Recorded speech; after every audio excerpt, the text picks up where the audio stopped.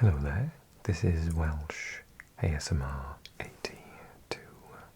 Hey, how you doing? We are going to do a weekly catch-up, as we always do, but we've got quite a lot of news to get through because I've let the evening's matches play out, and we have some big news. So it's 10 past 10 on Tuesday, so if you're an Arsenal fan, you probably know what I'm going to talk about. Here are some hints. We're also going to talk about this little event in the Championship. We of course need to talk about the Scottish Premier, and we'll also have a lead up to the final week in Italy, which is quite exciting, in Spain, and we'll talk about France as well, and we'll talk about the playoffs in the Netherlands. So we're going to focus now on this last but 1 week on the European leagues, which are finishing soon. So apologies if I don't get around as many leagues. We are going to take a little look though at some of the other leagues which are coming to a close, such as the Mexican and Argentinian leagues, which are in the playoff sections. Some really big news in Mexico, but we're going to focus on those ones.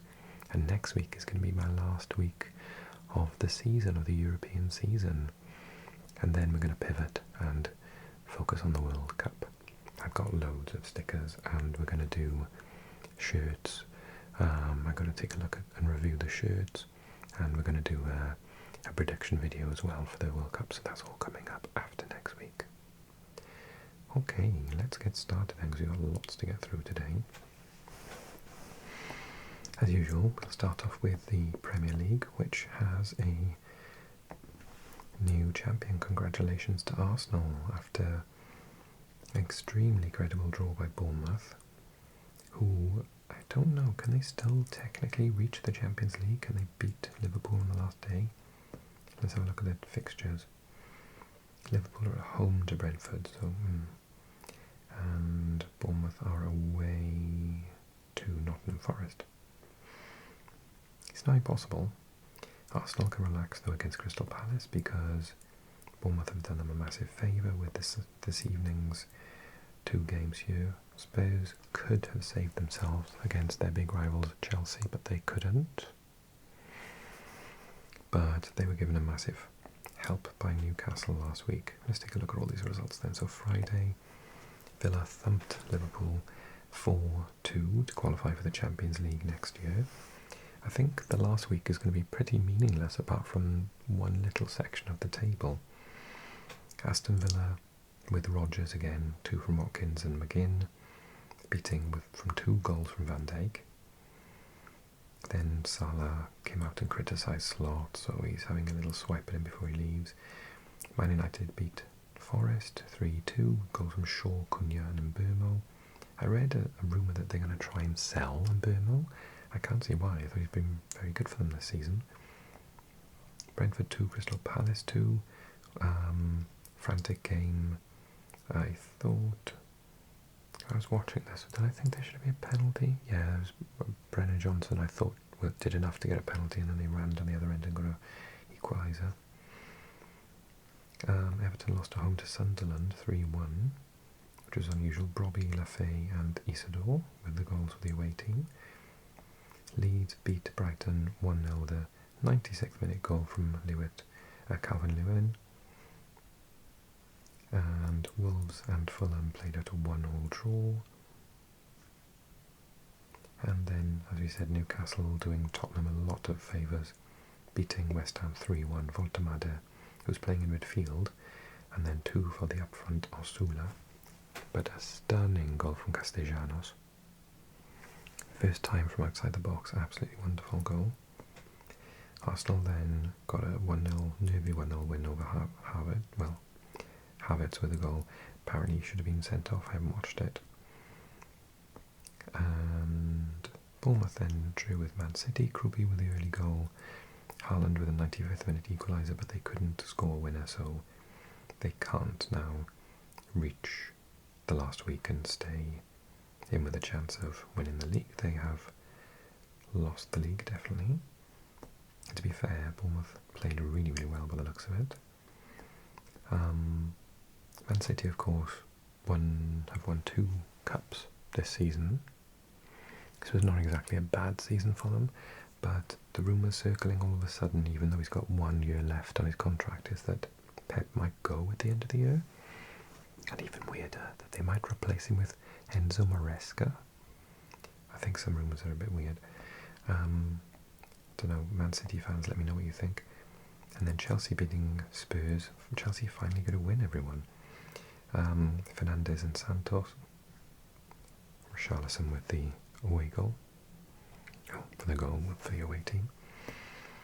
And then we have those games on the last day. What's left to play for? So the top 5, I think, are more or less locked in. Liverpool, I'm not sure. It could be a massive goal difference needed, though. I don't see that happening.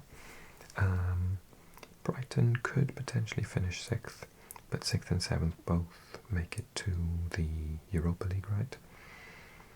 And then Chelsea currently occupying 8th spot, which by my reckoning means that 9th place will get the Conference League spot, because Chelsea... No, that's not right. Chelsea lost the cup final. Okay. But then Man City won the cup final. So is that why... Is that already represented? I think it is. Because normally there's only 1 spot for Europa and 1 spot for Conference. So this is the correct way, I think. The only way this can change... There are a couple of weird scenarios that could happen. If Aston Villa win the Europa League, they would automatically qualify for the Champions League, but they're already in Champions League. I think they would need to finish 5th in order for that to go to 6th spot, if I remember from Serie A a couple of years ago. So I don't see that happening. There's another possibility: Arsenal win the Champions League, but again, that place will go to someone like Shakhtar Donetsk or Olympiacos or someone, apparently, through some random seeding thing that I read somewhere. So yeah, I think Chelsea are currently occupying the last spot. Brentford can get it. Sunderland can get it. Bizarrely, 50, 51, 52, Newcastle all of a sudden can get it. They've got Fulham on the last day, who Everton and Fulham can also get it. So there are, the only real sort of excitement at the last day is that 1, 2, 3, 4, 5, 6 teams could still qualify for Europe. My goodness, even Leeds are only 2 points away. They were worried about being relegated. And then the last thing that could happen is if Spurs mess it up against Everton and West Ham manage to win against Leeds, then Spurs would go down. But I think the Opta stats are saying something like 10% chance of that happening. I think they're really backing Spurs to stay up at this point. Another thing I read was that if West Ham get relegated, because of their situation with the Olympic Stadium, it could cost taxpayers in London 2.5 million next year. Okay, big news in the Championship. This match is not happening. Oh look, that's ironic, because Southampton have been disqualified for spying on 3 teams, not just on Middlesbrough. So let's press that again and see if it fixes. No, it's got the Middlesbrough badge, but it's got the Southampton there, so even it is confused. So the plan is that it's going to go ahead on Saturday, but it'll be Hull versus Middlesbrough. I cannot believe Southampton did that. Like, they were playing so well. Did they need to spy? It's so weird. At least they admitted to it, I suppose. That's the sort of small grace. So well done to Middlesbrough. This thing never happens. You know, I always think when you sort of lose in a bad decision, you think, oh, the match will be replayed. Never is. The result will be overturned. Never is. I've never heard of this actually happening. So this is a bit of a one-off for me. If I were a Middlesbrough fan, I would be so over the moon, like it's come back from the dead. It'd be so funny if Middlesbrough actually got into the Premier League after this happening now. Okay.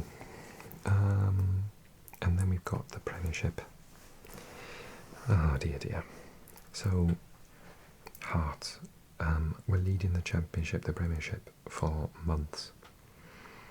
They had their last but one game. I've got to go all the way to the bottom now. They beat Falkirk 3-0, and the news coming in was Motherwell had drawn with Celtic. If that had been the final result, they would have had to have been beaten 5-0 in Celtic Park. And bearing in mind that in the previous 4-5 games that season, they had not, 4 games, they had not lost a single time to Celtic, led along by 5-0. And then Iniacho had a 99th minute penalty for a handball by Motherwell in the box to get them to win. And at that moment, I thought, uh-oh, Hearts were leading, a correct but handball penalty for Celtic to get in at half-time 1-1. Celtic were doing nothing in the first half of their play. Their build-up play was too slow, it was sloppy passing. Hearts looked absolutely comfortable. And they were 1-0 up. I thought, through Shankland, I thought, oh my god, they're going to do this. And then this penalty happened, and it, by the rules, it was absolutely a penalty. There's no discussion. However, if a human being slides to the floor, their arms aren't underneath them. They're out next to them. They're on their side. Like, you slide like that. That's not a handball.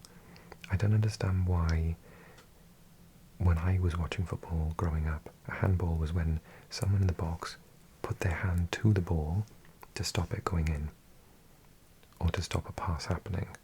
That's handball. Randomly hitting someone's hand inside the box is not handball, in my opinion. Anyway, it is in the eyes of the law. The penalty was correctly given. As much as I disagree with the actual rule, it was correct. 1-1, and then the second half, Celtic came out with a rocket up their bottoms, and Maeda scored in the 87th minute. Hints of offside at first, but actually he was offside in the first play, which went to the Welsh boy. Incidentally, why isn't he playing for Wales if he's Welsh and he's a striker? We don't have strikers. Get him in the squad in the summer for our friendlies. Who run into some space. Maeda then was in the second play where he was very much onside. Got there before the goalkeeper, hit it in 87th minute. And then Osmond, who's the Welsh guy, he scored in the 98th minute because the goalkeeper came up for a corner. So there was literally no one in that side of the half. Sadly, though, some of the Celtic fans went onto the pitch. Some of them absolutely, just embracing the Celtic players. There was quite a scary atmosphere, apparently, from the Hearts perspective, and the police escorted the Hearts team off the pitch, and they didn't resume. They just let it go because it was like 100th minute by then. Technically, they did have about a minute left to play. Not that it would have really mattered. But, yeah, it was just, there was no need for that. I get why they were happy, but you should never invade a pitch and be around the players. Player safety is, paramount. So Celtic have apologised for that. Yeah, so well done to Celtic, but absolute commiseration for Hearts. They do have a Champions League qualifier to look forward to in the summer, though. Does this mean Hearts are going to be in a top 3 situation? I hope so. I hope Darren McGuinness stays on. He's a brilliant manager. I hope they keep their players. I hope they can get some money in now, because I was looking at this chart of the gap. It's like 170 million Celtic have got coming in, and then Hearts is 23 million. So it's like a tiny amount. And Rangers somewhere in between with like 90 million or something. So yeah, the gap between the top 2 and everyone else is so extreme. It'd be nice for Hearts to get maybe into the Champions League. Who knows? They might get a favourable draw. You never know. They play good football. So if they could, that is so valuable for them and getting some money. So that's Scotland. Okay, we skip over a couple. Bundesliga has finished. The last day had the following results. So Bayern hammered Cologne 5-1. Leverkusen and Hamburg drew to stop Leverkusen getting into the Champions League. Mönchengladbach beat Hoffenheim 4-0, stopped them getting into the Champions League. Frankfurt and Stuttgart drew 2-2. That stopped Frankfurt getting European football and kept Stuttgart in the Champions League. Heidenheim lost to Mainz 2-0. Freiburg, who were in the final this week, 4-1 winners over Leipzig. St. Pauli lost to Wolfsburg, which puts them down. Union Berlin beat Augsburg, stopped them getting to Europe 4-0. And Werder Bremen lost at home to Dortmund. Let's take a look. Bayern, one loss all season, 89 points. Massive gap between them and second place Dortmund. Leipzig and Stuttgart make up the top four. Then we have Hoffenheim and Bayer Leverkusen. Then we have Freiburg, who got into European football definitely next season, but if they win the Europa League final, they'll be in the Champions League next year, so that's quite exciting for them, and that probably means that Eintracht Frankfurt will be supporting Freiburg on that final, because they would get their space, I assume, in the Conference League. And Hamburg, Cologne all stayed up. Werder Bremen, Wolfsburg are in the playoff, and Heidenheim and St. Pauli both go down. The fun is actually in the second Bundesliga, where Schalke are returning to the top, the Bundesliga, for the first time in quite a few years, as well as Elversberg. Elversberg is a place where there are about 14,000 people, and their stadium is 10,000, so basically almost the entire village would have to turn up in order to fill it. But they've just been promoted. They are now officially the smallest town ever to play in the Bundesliga, and they've done a bit of a Wrexham where they've been promoted like 4 or 5 times in a 6-year period. So that's really incredible stuff. Well done to them.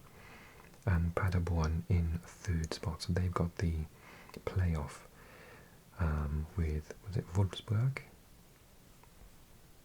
With Wolfsburg, to see if they can also get up. Moving on to Serie A, Inter are champions. Tanti auguri. Napoli probably now, or no, Napoli are definitely going to be playing Champions League football next year. They can't finish lower than 4th. But the exciting stuff happens to be that there are 4 teams chasing for Champions League football for 2 spots. Milan and Roma, Como and Juve. And I'm terrified to talk about this because as a Roma fan I started supporting them when we were in our Jose Mourinho stage. I've never seen them play in the Champions League. Like, I didn't used to watch the Champions League about 7 years ago because I couldn't afford whatever channel was showing it. So the last time they played, they got to the semi-final and lost to Liverpool, who I think went on to win it. I always used to watch the finals because the finals were free. Controversially in the UK, the new platform that's bought, TNT Sports, that's bought the rights to European football from BT Sports that we used to have here in the UK. BT Sports always used to show the 3 finals, the Conference, Europa and Champions League finals for free. But they said, no, we're not going to do that. You have to pay if you want to watch them. So you can't watch them for free in the UK this year.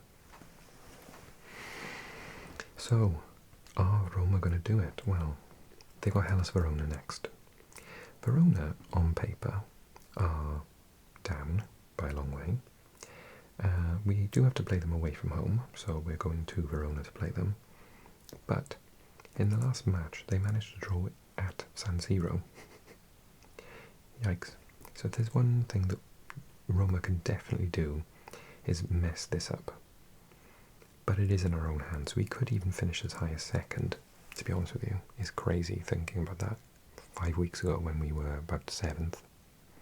Maybe we were even 8th at that point. So, yeah, we're on a brilliant run at the minute. Dybala's back and playing brilliantly.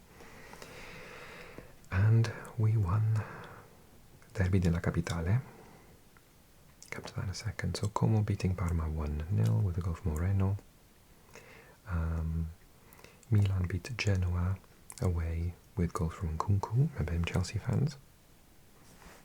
And Atacame. Juve did us a massive favour, losing 2-0 at home to Fiorentina and Duan Mandragora with the goals.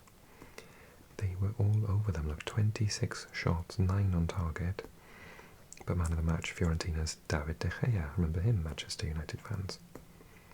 Pisa lost at home 3-0 to Napoli, McTominay with another goal, as well as Højlund. Roma beat Lazio. Yes, there were at least 2 fights and 2 red cards. Bizarrely, Mancini, the defender, with 2 headers. He always scores against Lazio. I think there's like 4 games in a row or something crazy. But we played brilliantly, I thought, actually. I didn't feel much under threat compared to usual. Lazio having a bit of a difficult season, and we made the most of it.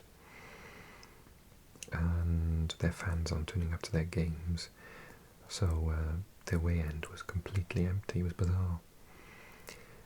Inter with Verona, like I said. Bologna beating Atalanta, so that Atalanta can't get any higher than they currently are. Orsolini, one of my favourites, with the goal. Bologna, I think there's a situation Bologna can steal it from Atalanta, but also someone said Atalanta are definitely qualified for Europe, so maybe not. Cagliari beat Torino, 2-0 Esposito and Mina. Sassuolo lost home to Lecce, Loriente and Piemonte, but Shadira with 2 goals and Stulic with a 96th minute winner. And Cremonese won away from home with Jamie Vardy. Okay. Fiorentina against Atalanta then on the last day, Bologna Inter, Lazio Pisa, and then these matches, so Napoli Udinese, Milan Cagliari, Como away to Cremonese and Roma away to Verona. Juve away to Torino in the Derby del Mole. So I think Roma just have to win, but there's a situation in which they could draw and still qualify if Como and Juve both mess up. Serie B, by the way, or Serie B, Venezia are up either in first or second. Frosinone will decide, and then the playoffs are below. Playoffs are well underway, and Juve Stabia lost tonight against Monza. Okay, Palermo, Catanzaro, and Sud Tirol against Bari. Actually, that's at the bottom, Sud Tirol, Bari. Okay, Eredivisie. So Eindhoven won the title ages ago, Feyenoord in second, but Nijmegen have qualified for the Champions League playoffs. That's incredible. They are the team that I talked about having the crazy tactics. Then FC Twente, despite a massive loss, finished in 4th.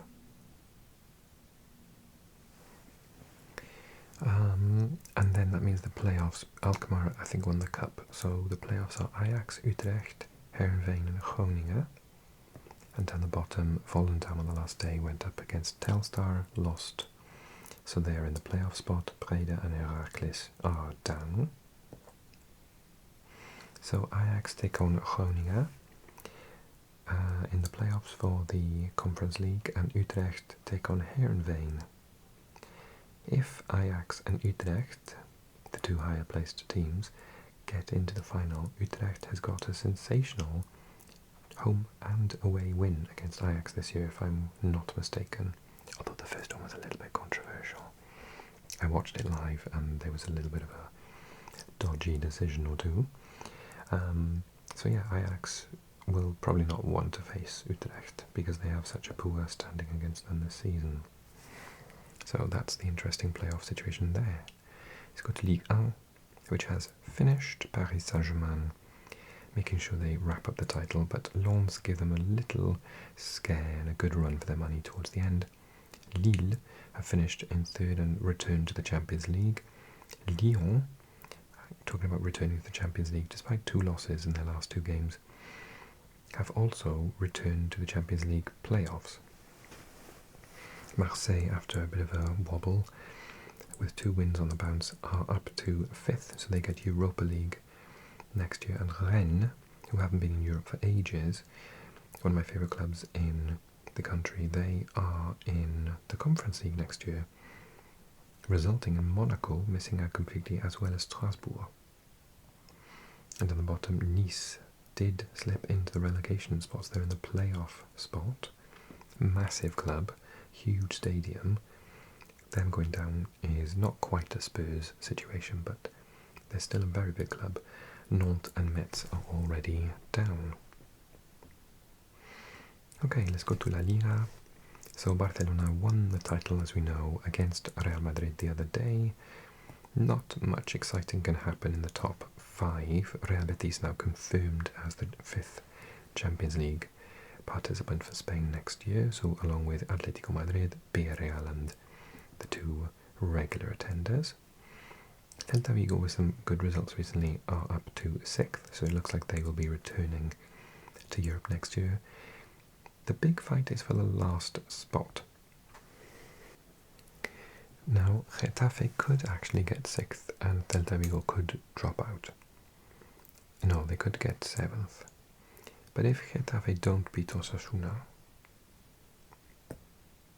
who are down in 16th, then there's a situation that several teams can catch them. So Getafe on 48 points, but Rayo on 47, Valencia, who are up against Barcelona, could actually get there.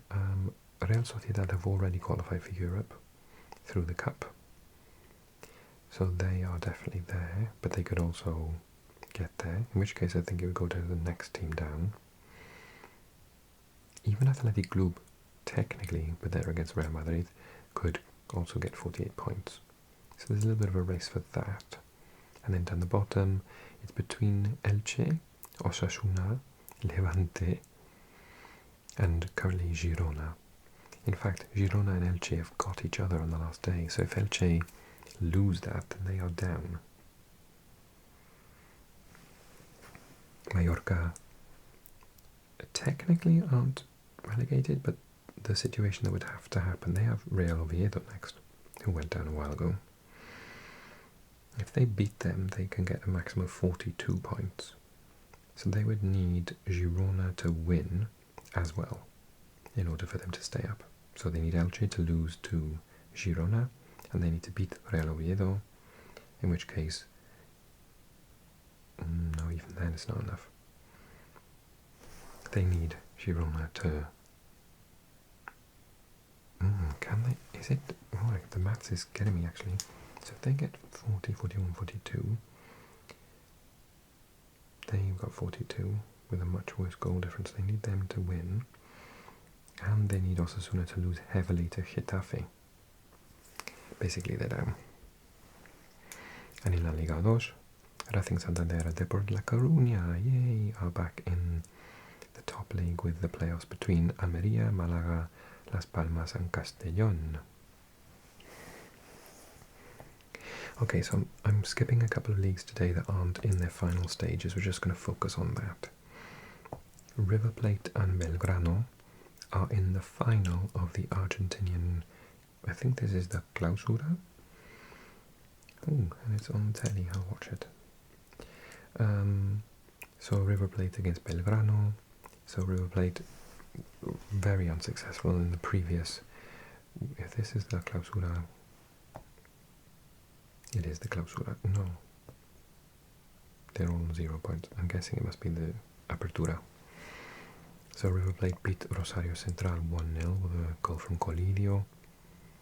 And Belgrano beat Juniors 1-0 on the day, but penalty win on 4-3. Fernandez with a 94th minute equaliser to take it to penalties, or extra time and penalties. Very good. And then Liga MX.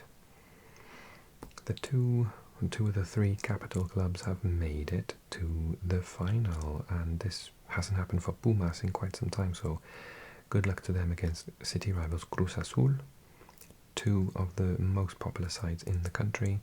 Cruz Azul managed to beat Chivas 2-2 in the first leg, and in the second leg 2-1, goals from Marquez and Palavecino. And despite losing the first leg 1-0 to Pachuca, they managed to win the second one with a goal from Carrillo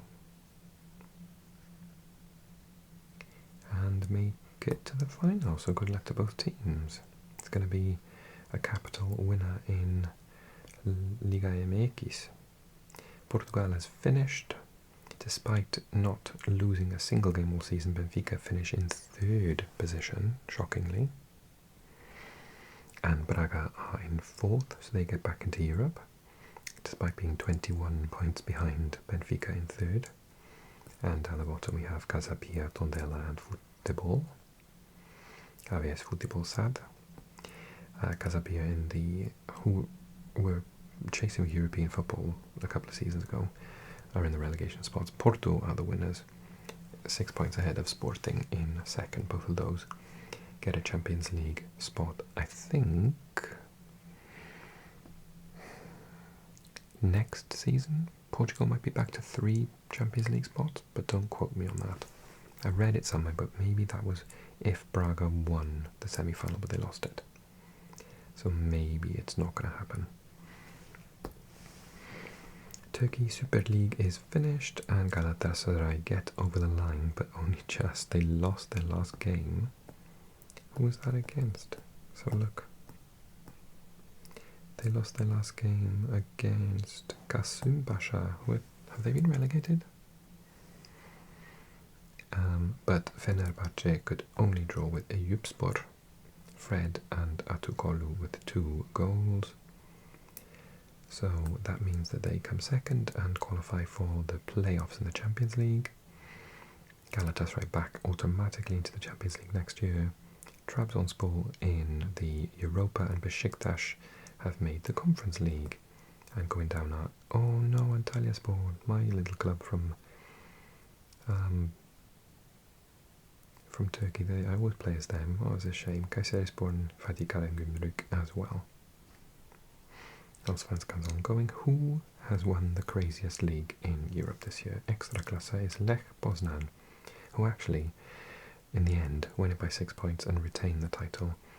They are in the Champions League qualifiers, as well as Górnik Zabrze. Jagiellonia Białystok are in the Conference League, as well as Raków Częstochowa. Normally what happens in the Champions League playoffs for Polish teams is they fail to qualify and then they fail to qualify for the Europa League, and then usually we get 4 teams, 3 or 4 in the Conference League. I wonder whether this year maybe Lech Poznan can try and get either Europa or, failing that, get into the Champions League for a change. That would be fun. And then Lechia Gdansk did go down. Wow, really? They're a big team. Arka Gdynia, so 2 northern teams. Termalica Nieciecza also. So Widzew Łódź, say it again, Widzew Łódź stay up and Lechia Gdansk go down. And in Belgium there was a big win towards the title for Club Brugge. They hammered with 1 game to go. They are rivals for the top spot 5-0 against Union Saint-Gilloise. Van Acker with 2 goals, Seis, Zolis and Forbes. So they are nearly there now. In fact, I think they can, how many games are left? Fixtures... Club Brugge, Gent, Club Brugge, yeah, Mechelen, there's 2 games, so they technically can be caught, but not yet. Norway were well into the season. Super League, it is AEK Athens who have won it. AEK Athens, Olympiacos are in 2nd. If Olympiacos had finished top, they would have automatically qualified for the Champions League because of some weird thing. But because they come 2nd, that's not the case, and now both them and AEK Athens have to qualify for the Champions League. PAOK Thessaloniki getting Europa League and Panathinaikos getting Conference League football. Big news. AGF have won the league. They won their last game away in Brøndby. Oh no, they didn't. Yes, they did. 2-0, Dalsgaard and Jakob. They haven't won the title since 1986, by all accounts. And they were tipped by someone in the press in Denmark to be relegated this season. And we'll see this is kind of a thing that's happening across Europe this year. Crazy people winning the league. We've got leagues that don't usually have a winner like this. Like, for example, Arsenal winning the Premier League, Neiliad Hearts winning in Scotland, AGF in Denmark, and we'll look at Switzerland in a second as well. But it seems to be something that's sort of on the low happened a little bit more than usual around Europe, which is nice. Midtjylland are in second and get Europa League and Conference League football for Nordsjælland. Brøndby will have to take on rivals København for the final spot in that final playoff there for the last Conference League spot. In Austria, LASK have won, I think. Oh, yes. Ried against Rapid Wien. What's that about? Oh, there's a playoff spot for the second Conference League spot. Salzburg are in the Europa League. And, oh, that's interesting. LASK and Stuttgart both get into the Champions League qualifiers. That's fun. And FC Thun have won Switzerland's Super League. It's incredible. They've never won anything before. This is their first league win, and they basically are just like this tiny club. St. Gallen are in second, and they get Conference League as well as Lugano. Thun have got a qualification playoff for the Champions League. And the weird thing is, the other day they lost huge, but they still won the title anyway. Where is the result? They lost 8-3 at home with 2 red cards against Young Boys. But they still managed to do it, so congrats to them. Czechia, we talked about the other day. Slavia Praha winning. Karvina against Sigma Olomouc. Sigma Olomouc have won the playoff. I'm assuming that's for the Conference League. I don't know. And then Victoria Plzeň with the Europa League spot, and Hradec Králové with the Europa League spot. Sparta Praha will be in the Champions League qualifiers, but Slavia Prague goes straight to the group stage. Well done. And Shakhtar Donetsk have won the Ukraine Premier League, but it's still a little bit dodgy for Dynamo Kiev.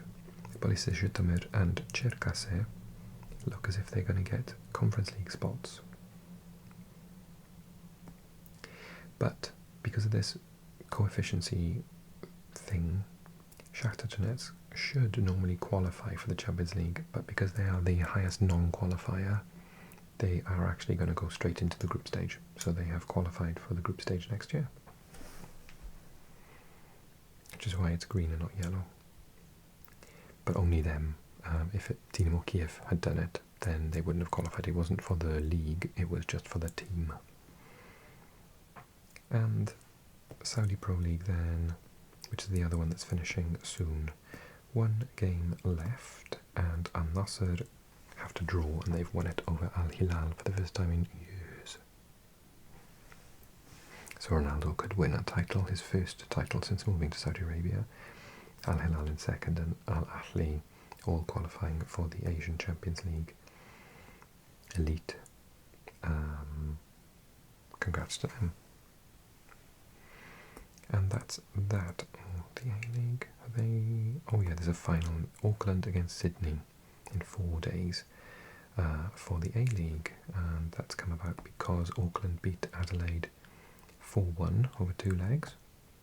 And Sydney with 2-1-alls against Newcastle Jets, 1 on penalties. Good luck to both teams. And that's that. I'm going to leave it there for now. Take care, everyone. One more video left this season, and then we will, like I said, pivot to World Cup stuff. Okay, look forward to doing all of that with you. See you next week for the final week of this series, and thanks so much for watching. Like, comment, subscribe, join me on Patreon, and sleep well.